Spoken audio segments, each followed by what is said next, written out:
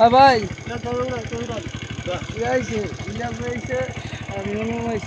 পাইকপাড়া মোড়ে রাজুর নেতৃত্বে এখানে রাতের আধারে লক্ষ লক্ষ টাকার বালু উঠাই নিতেছে আমার ইউনিয়নতে।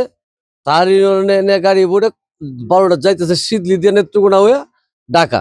অবৈধভাবে রাজু জোরপূর্বক ভাবে সে এই 12টা উত্তোলন করে প্রত্যেক রাত্রে নিতেছে। তার সাথে আমার অনুমান যে আরো 20-25 জন লোক তার সাথে আছে।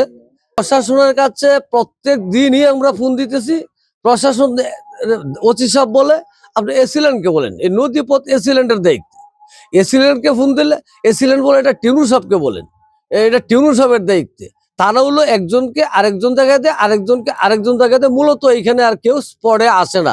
আমার মনে হয় যারা বালু রাতের আধারে উত্তোলন করতেছে তারা ওই সাইট সবগুলা মেনটেন করে তারপরে করতেছে, না হলে কেন প্রশাসন আসে না? আমরা অনেকবার বাধা বিঘ্ন করার জন্য গেছি, মানা করছি, তারা আমাদেরকে মানতেছে না।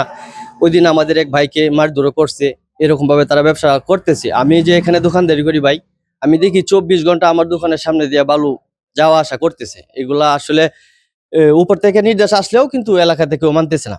সব চলতেছে, জানি না প্রশাসনরা এগুলা কি করতেছে না করতেছে, কিন্তু এগুলা ওপেনলি চলতেছে আমাদের এদিকে।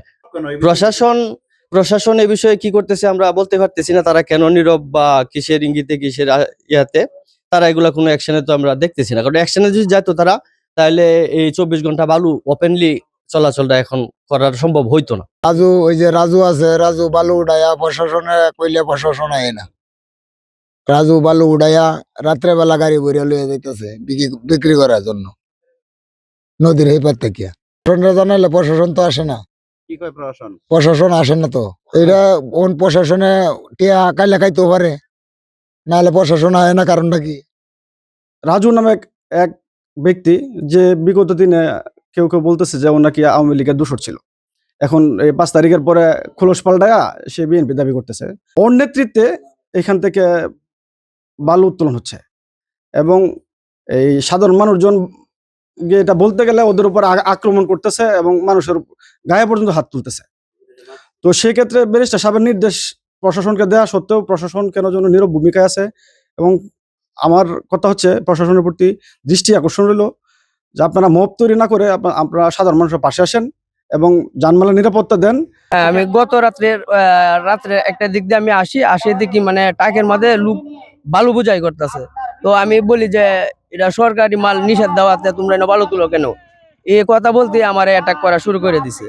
এই রাজু বালু তোলার পরে আমি জিজ্ঞাসা করলাম, করার পরে রাজুরে ফোন দিছে।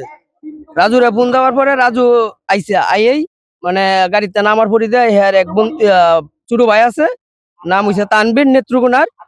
সে আমার হিট করার পরে আরো 4-5 জন ছিল, ওরা সবাই আমার একসাথে দূরে পালায়, মানে আমার মাইর দূর করে। আমরা অনেকবার চেষ্টা করেছি এই বালু মানে উত্তোলন থেকে বিরত রাখার জন্য, কিন্তু আমরা চেষ্টা করে ব্যর্থ। আমরা বোধহয় ব্যর্থ, পারতেছি না। আমরা প্রশাসনের সহায়তা চাই, টিউনু স্যারের সহায়তা চাই। দলীয়ভাবে আমরা যতটুকু করার আমরা চেষ্টা করতেছি। এখন আমরা আইন শৃঙ্খলা বাহিনীর প্রতি উদারত আহ্বান, এটা ওনারা যেন খুব ভালোভাবে এটা দেখভাল করে সরকারি মাল যেন রক্ষণাবেক্ষণ করা যায়, ওই চেষ্টাটাই, ওই আহ্বানটা আমরা করতেছি এলাকাবাসীর পক্ষ থেকে। তারা সারা দিন ঘুমায়, রাতের যেই 10টা-11টা বাজে সন্ত্রাসী চাঁদাবাজ তারা আইসা এই নদী থেকে বালু উড়াইলে সাধারণ জনগণ এর থেকে বাধা দিতে গেলে যেই রকম এই ছেলেরা মাইর করছে। কৈলাডি ইউনিয়নের কিছু দলবল নিয়ে এই বালু উত্তোলন করতেছে। আমি প্রশাসনের কাছে দৃষ্টি আকর্ষণ করছি, তারা যেন এই বালু উত্তোলনকারীদেরকে প্রতিহত করে।